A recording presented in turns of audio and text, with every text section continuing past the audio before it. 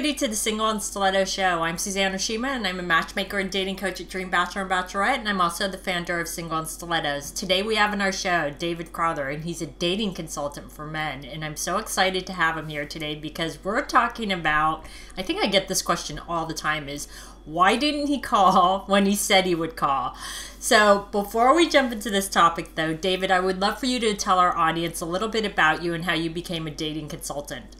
Yeah, absolutely. So the answer would be out of desperation, because I had no idea what I was doing with women. I was in a relationship, but I don't think I was very happy, and I was just trying to make myself happy. And then I discovered this whole world of self-improvement and how you can really make these amazing connections with people, but it required a little bit of coaching and then a lot of blood, sweat, and tears, as they say. But I overshot my goal, and I went from taking as much advice as I could get, and I started giving it, and a career change happened. So and a life change happened too, because you got married, right? I did. I am happily married. Awesome. Well, great. Well, let's jump into this topic of why didn't he call? Because women ask this question all the time. So, David, why didn't he call when he said he would? It's a great question. I'm going to give you a few answers. One is because he's an axe murderer, so it doesn't matter. But if that we don't want the axe murderer to call us back anyways. Very easy solution. Oh, he's an axe murderer. On a more serious note, I would say there's a couple of things. One is, it doesn't matter what age the guy is. There are always things going on internally and in their life that you just don't know about. And you could have been the most charming, amazing person in person. But you... we know what you meant. Don't worry. Yes. Excellent. But if life happens, if someone close to him dies, heaven forbid, or he gets in a car accident, there's no way you can control any of that. And then someone he met and had a good connection with is always going to be secondary. Or, on the bad side of that, human nature, because humans are complicated. That's why we have jobs. Right. Maybe he has a girlfriend or a wife or something. He just wasn't going to tell you at that moment. And now he's not going to follow up because he is in an actual relationship. The other thing is, and this is something I coach guys with all the time, men are very bad with their integrity. We're really good at, oh yeah, we'll get to that thing later, and then we never do.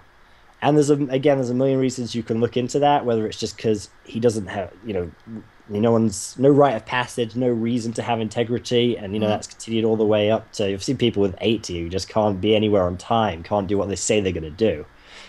And if it's that last one, if it's the lack of integrity, he's never going to do what he said he would, then you're probably better off as well. Exactly. Like, if the guy always says he's going to call and he just doesn't, that's not the man that you really want to be with. But I want to backstep and go to one of your earlier points, because I think you make a really, really great point, is you don't know what's going on in his life. No.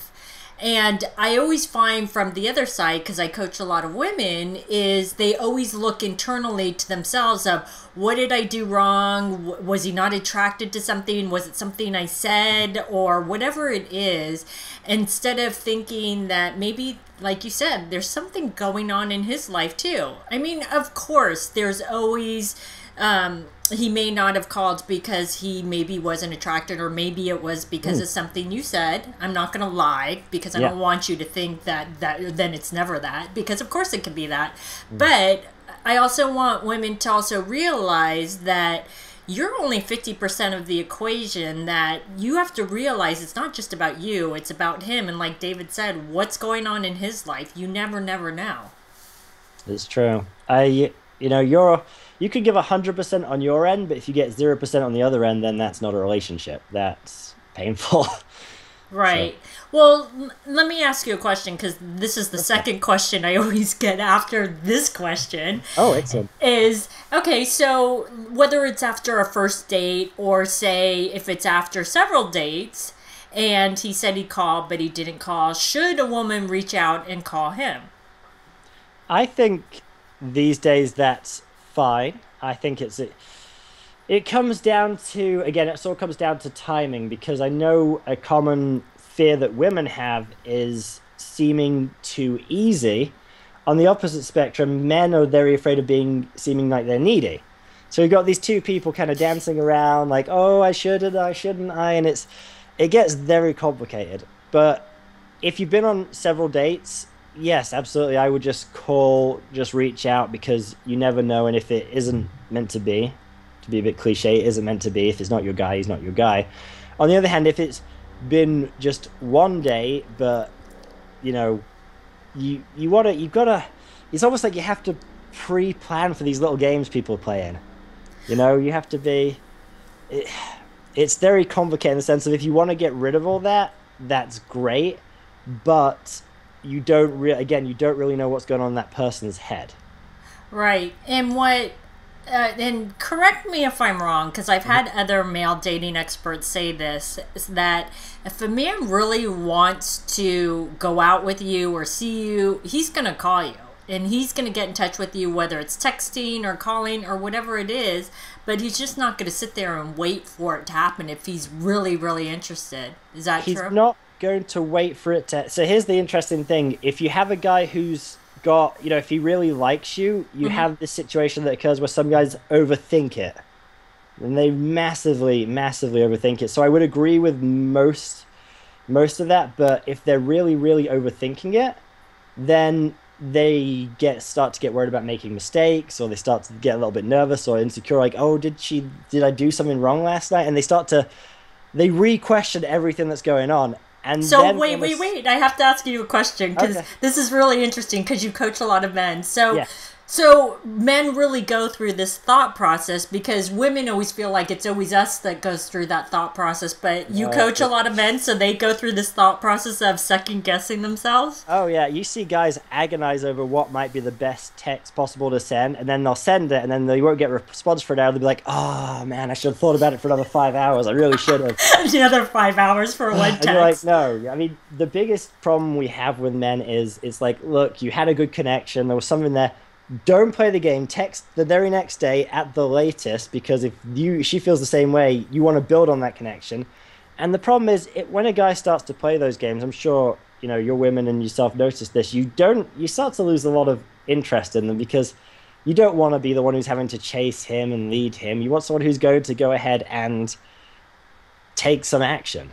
Right. And that's the real, for me, probably the crux of the question is, if you feel okay, if you don't feel like it's going to be a bad thing for you to go ahead and just send them a message, do it. But if you think, I don't really, if you're more traditional, and I've seen this with a lot of guys, some guys don't like a woman following, and some women don't like to follow up. They want the guy to go ahead, step up, and do, in the traditional gender role, the courting. Right. So, yeah.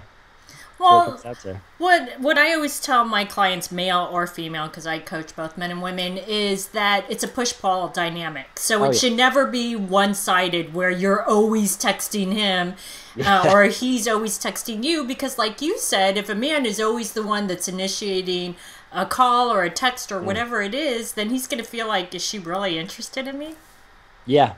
Well, it's a tough one, because we're guys. You just have to put a tiniest bit of sex appeal in your text, or the teeniest bit of, I'm going to use the word girlish glee, for lack of a better expression. When that kind of, we're guys, we like it when a girl laughs at a joke or touches us or shows some kind of feminine appreciation for what we're saying or sending out there. So when we flirt with you, basically.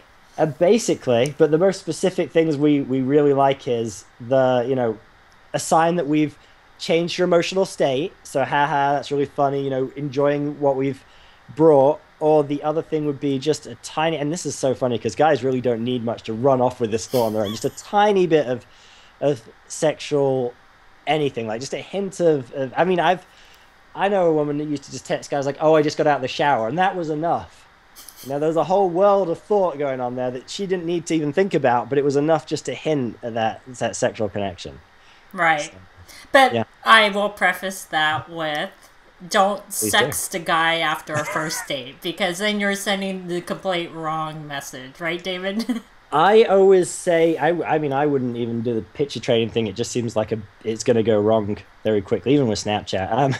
I always think of it verbally, because there's that book, Nancy Frieday's My Secret Garden, and it's just incredible how just some of the words and the descriptions um, impact. I know they're imagining this thing, but your imagination is so much more powerful, and so is the guys. There's a lot you can do. Like the direct stuff, like "Hey, let's have sex," is just a turn off, right? Well, maybe not for the guy, but but the thought of of a new encounter, like the imagination is always so enticing. Right. So We you're always saying to be imagine it. subtle.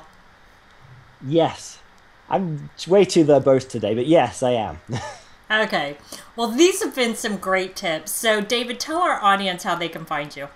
The best way is to check out my podcast. It's for men, but we have women dating coaches on there, and they give advice that's applicable both to men and women. And it's, been really insightful. It's Men's Survival Guide to Women. We're on iTunes, Stitcher, or you can go to the website, which is survivewomen.com. Because yes, girls, guys feel like they need to survive relationships. So cool. Awesome. Well, thanks, David, for being on the show. And thanks, everybody, for joining us on the Single and Stiletto Show. Our show is available both in video format and podcast format. If you like the videos, you can go to singleandstilettos.com. And if you like to get the podcast, you can download it from iTunes. And if you would like to get our free report on the top 3 secrets that are guaranteed to attract any man, I said guaranteed. It's actually scientifically proven. You can click right here on the video, or you can go to singleandstilettos.com.